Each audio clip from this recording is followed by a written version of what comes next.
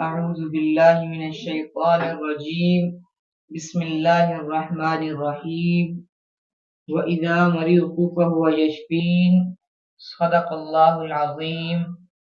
And when I am ill, it is he who cures me.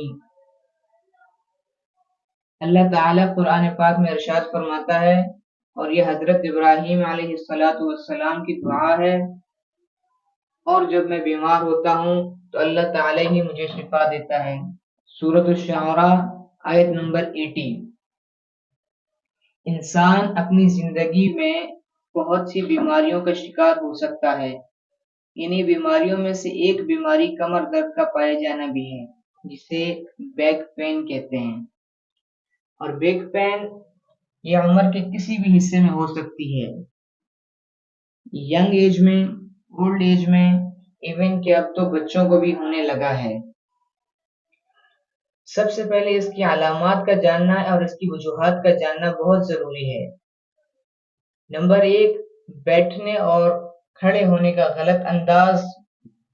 Number 2، موٹاپے کی زیادتی۔ Number 3، وزن کا غلط طریقے سے اٹھانا۔ نمبر 4، ورزش اور متوازن غذا کی کمی۔ نمبر 5، ریڑھ کی ہڈی کے مسائل۔ ناظرین کرام، کمر درد کی وجہ جاننے کے بعد اس کا علاج کرانا بہت ضروری ہے۔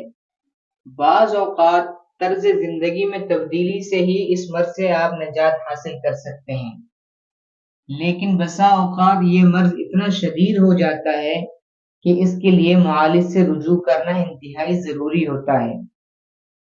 سب سے پہلے اپنی جسمانی حالت کو بہتر بنائیں، متوازن غذا اور مناسب ورزش کو اپنی زندگی میں لائیں، اپنے اضافی وزن کو کم کریں، اسٹریس کم لیں اور صحیح طریقے سے وزن اٹھائیں۔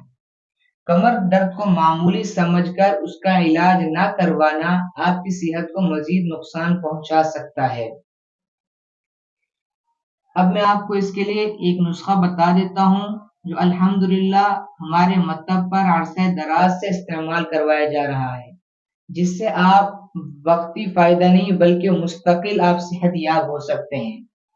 نسخہ نوٹ فرما لیں: اسگن ناگوری، وائٹ چیری، بیک بدھارا، اینٹی کیورس، بکھڑا، گیشکورا اور سونٹھ لائکوریس۔